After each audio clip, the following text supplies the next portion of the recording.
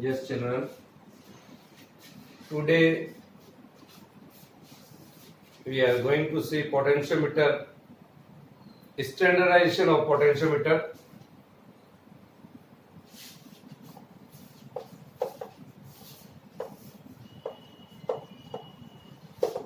Standardization of potentiometer.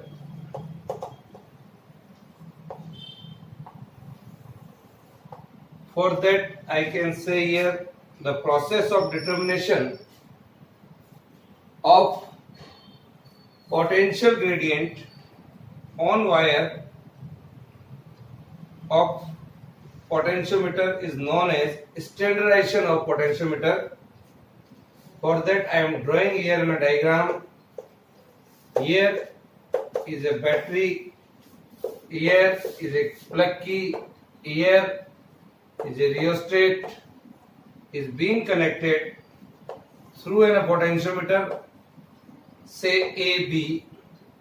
It is being connected to another cell or battery. We can say here is a two-way key, and through two-way key we are going to connect a jockey. Here is a balancing point, say C.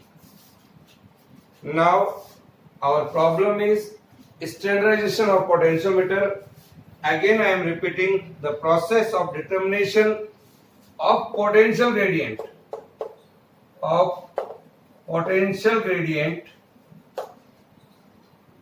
on wire of a potentiometer is known as a standardization of potentiometer.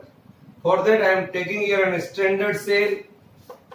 Say this cell is E0, this cell is E1. The standard cell is one whose EMF remains constant. Say the standard cell is a Daniell cell, and the EMF of the Daniell cell, standard EMF, is 1.08 volt. Is it clear? Now, if this is a positive end, negative end, positive end, negative end, like this. If suppose L0 is the balancing length for this standard cell of EMF E0, then I can say balancing length here is L0 for this cell. So I can say the potential gradient would be I can say X, that is equal to E0 by L0. It is our equation number 1. L0 is the balancing length. Balancing length is that point where we are getting null deflection in the galvanometer. Now, in a second step, the unknown potential with this cell, unknown potential, suppose the L1 is the balancing length. So E1 comes out to be XL1. This is our equation number 2. This is the unknown potential. So E1 is equal to XL1. I can put here X, that is E0 by L0 into L1. This is our equation number 1. So this is the way to find out the unknown potential. So I can say the sensitivity of a potentiometer is inversely proportional to the potential gradient X. Is that clear? So this is the way to standardize the potentiometer. Now, dear children, we are taking another part or another article of this chapter. So we can say here determination of unknown EMF or potential difference, determination of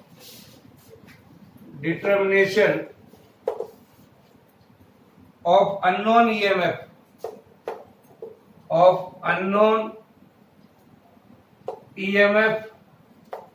or potential difference. For that I am taking here a circuit diagram. Here it is a cell, say of EMF EP. Here is a key, here is a rheostat, and now these are being connected to a potentiometer of two ends of potentiometer A and B. I am here taking an standard cell, say of EMF E naught.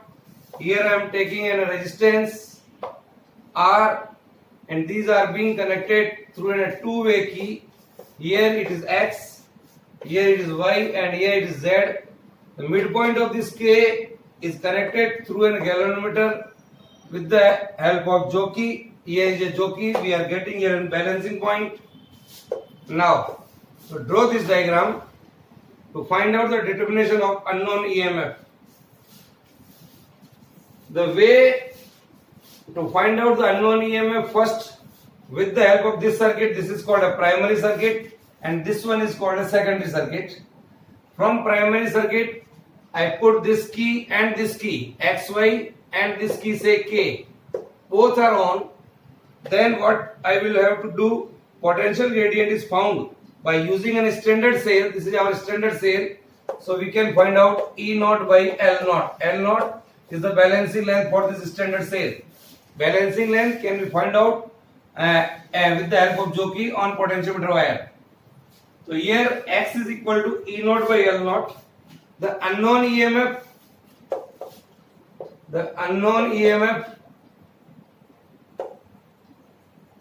E1 is balanced, say at a point L1. Here is unknown EMF, so I can say the unknown EMF E1 is equal to X into L1. X you may write here, that is E naught by L naught into L1.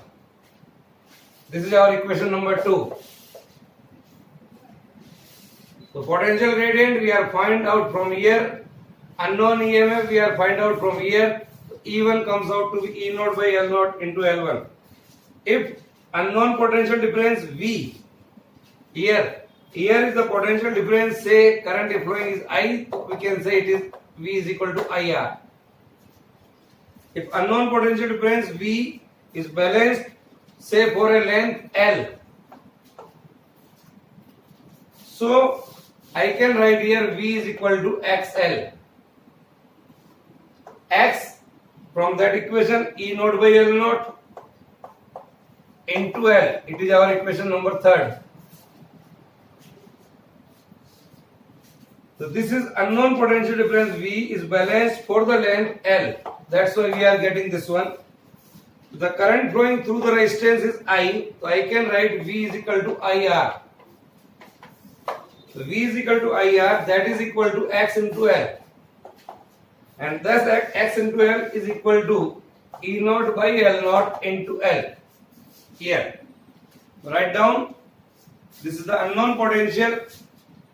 V comes out to V. And here I can also find out current. According to the Ohm's law, I barabar V by R. V is equal to here XL upon R.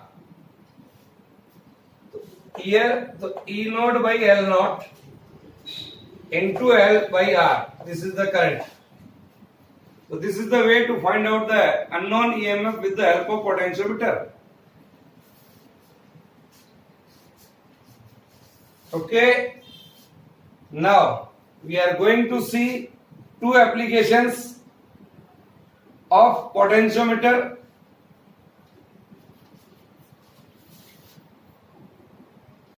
Yes, dear children, we are going to see the two applications of potentiometer. First one, to compare the EMF of two primary cells.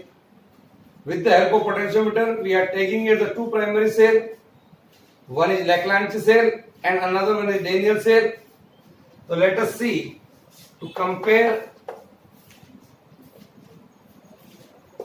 the EMF of two primary cells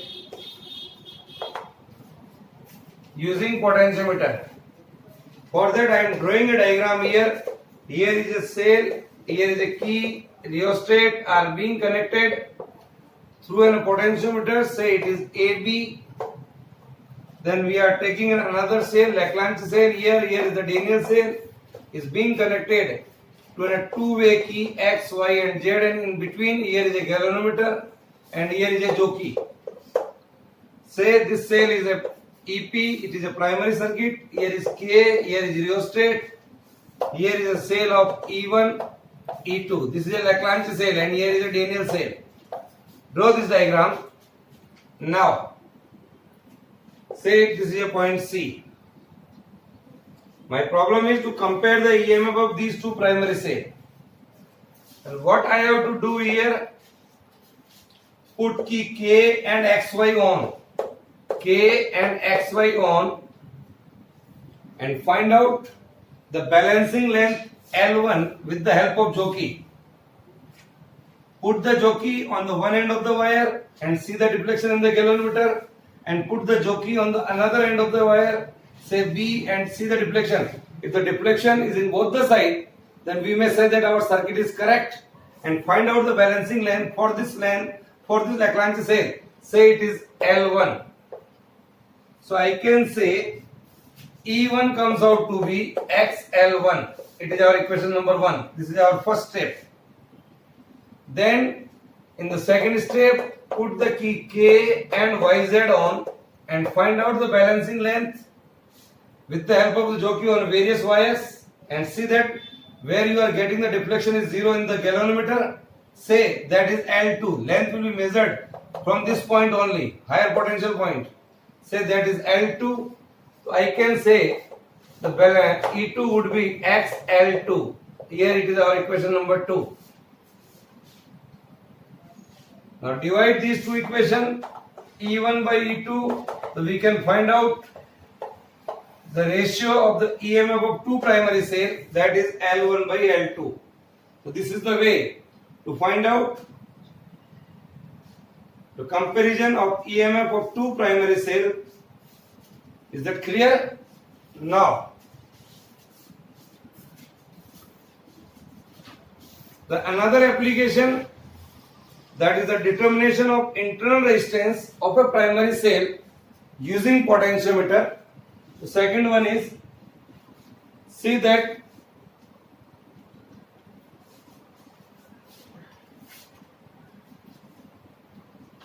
determination of internal resistance of a primary cell using potentiometer.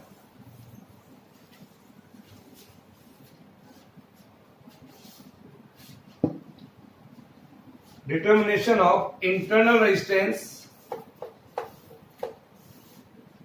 Determination of internal resistance of a primary cell,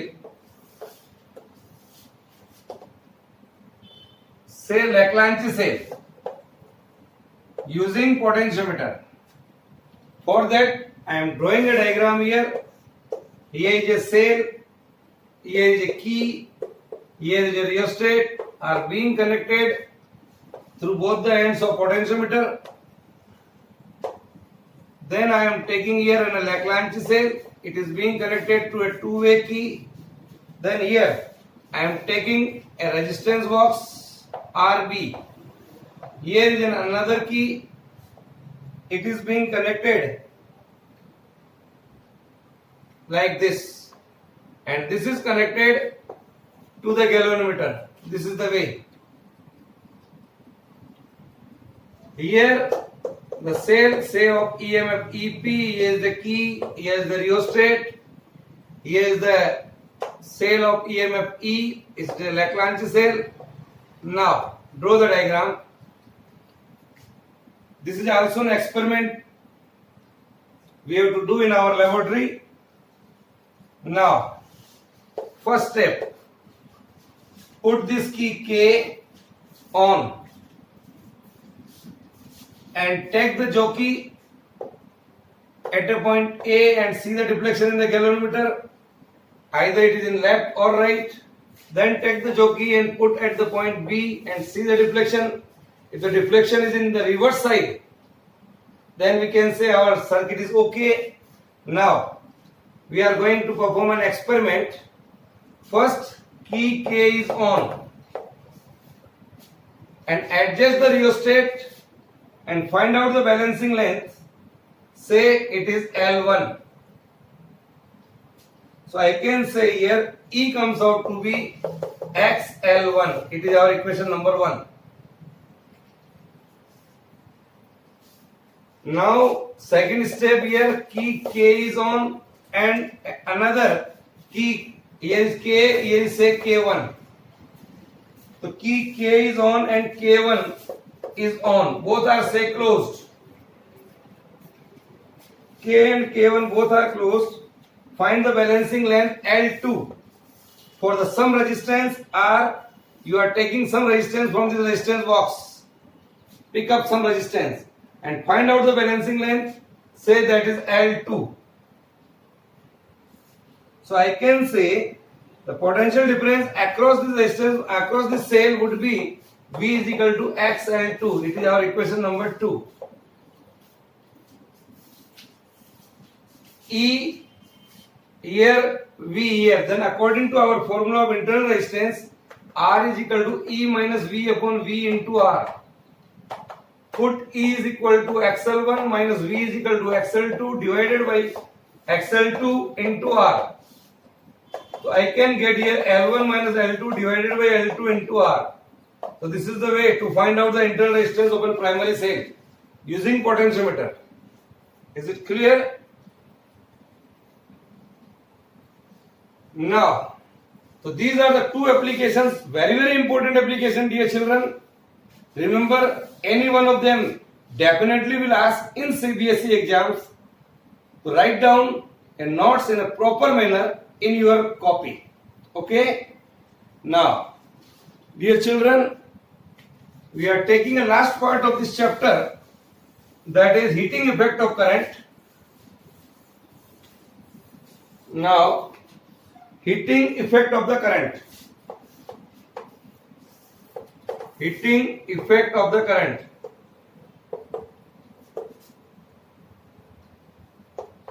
All Joule's law of heating. For that, what I am doing here, Joule's law.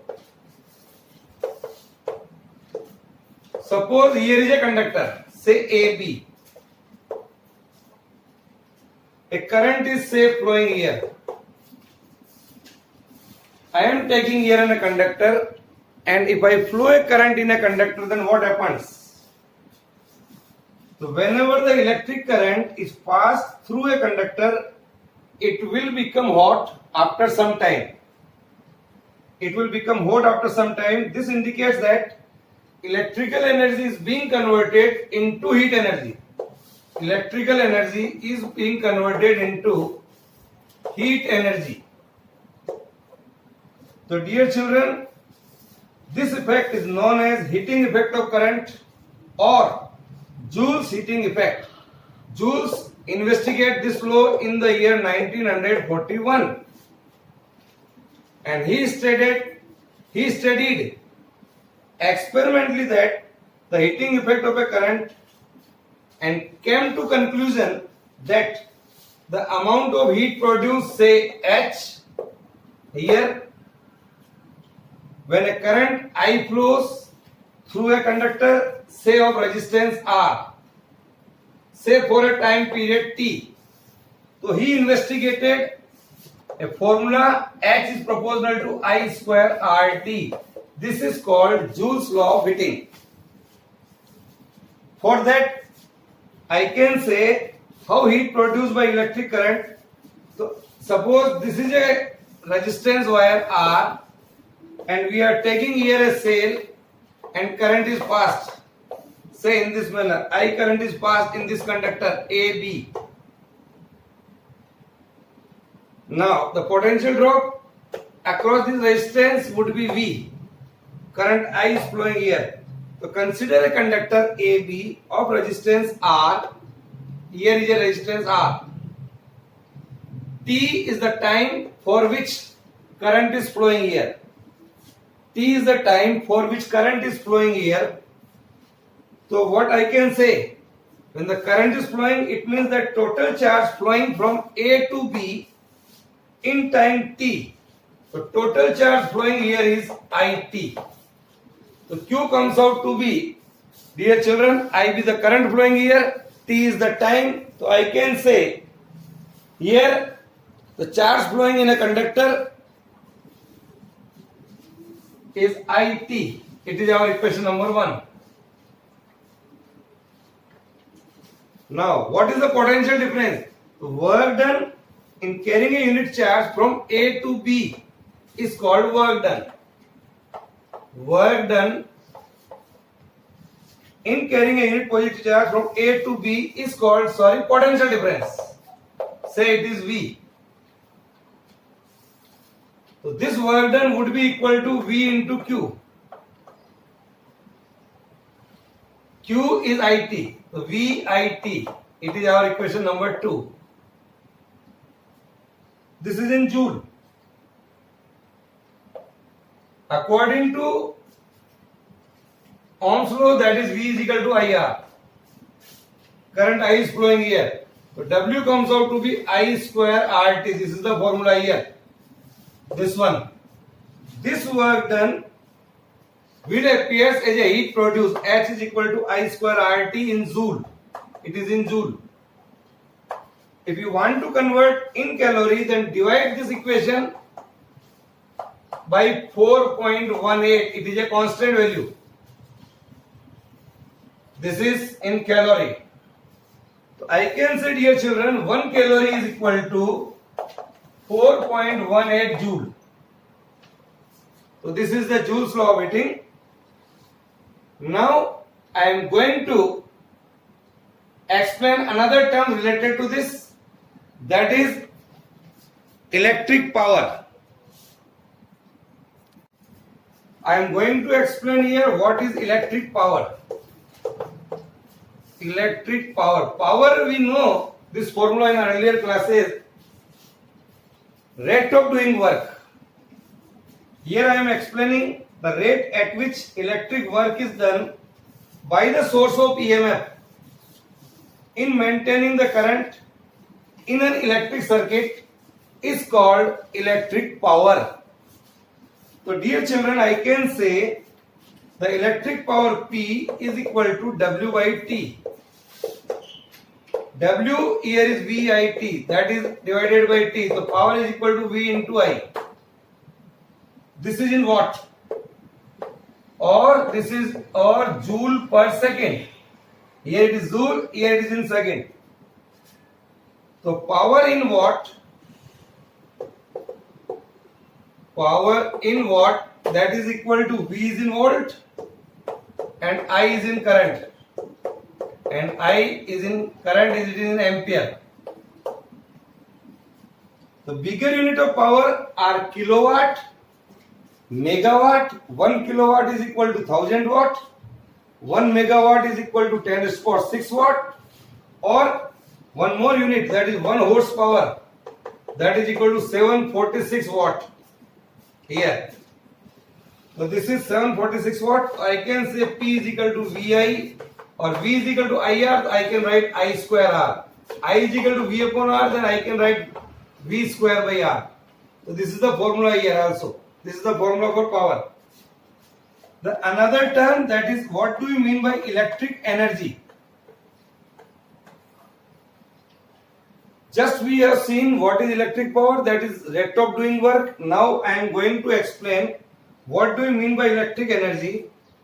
The total electric work done or energy supplied by the source of EMF in maintaining the current in an electric circuit.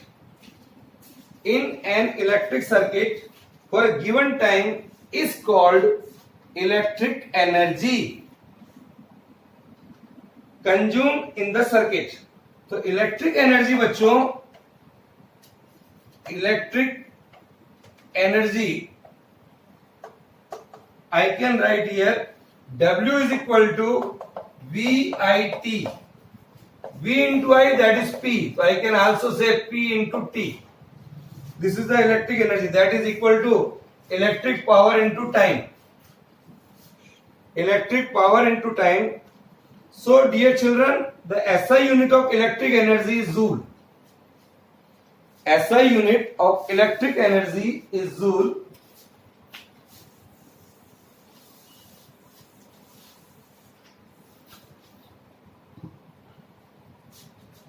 So 1 joule is equal to, with the help of this equation, 1 joule is equal to 1 volt, 1 ampere, 1 second.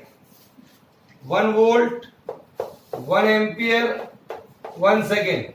I can write, or I can write this is volt into ampere, 1 watt into 1 second. This is equal to 1 joule. The commercial unit of electric energy is kilowatt hour, kWh. This units kilowatt hour, it is a commercial unit, and that 1 kilowatt hour is equal to 1 kilowatt into 1 hour. 1 kilowatt into 1 hour. 1 kilowatt is 1000 watt into 1 hour, that is 3600 second.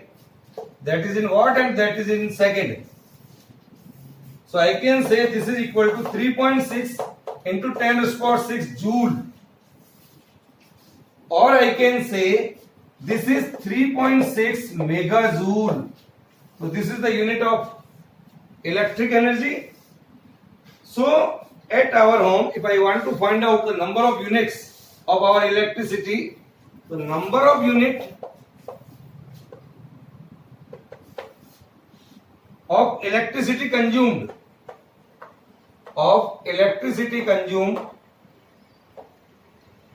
for that we have to use a simple formula here, that is